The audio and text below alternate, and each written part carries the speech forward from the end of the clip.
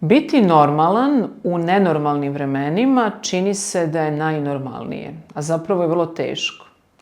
Zato što se mi obično opravdavamo duhom vremena i kažemo pa takvi su svi, onda ću takav biti ja, da li ja mogu da budem bolji zato što su drugi ljudi rđavi, a zapravo biti onakav kakvi drugi nisu, biva naravno izazov, ali biva i najnormalnija stvar. Jedan mislilac je rekao da kada sam ja na jednoj strani, a drugi su na drugoj strani, istina može biti i tamo i ovde. Međutim, ako sam ja na jednoj strani, a svi drugi su na drugoj strani, onda je istina zasigurno moja, zato što je neverovatno da u svetu postoji konsenzus tolikih mudraca. Biti u manjini ili biti jedan jedini često podrazumeva, možda nećemo reći normalnost, ali posebnost, izuzetnost, pa čak i istinu.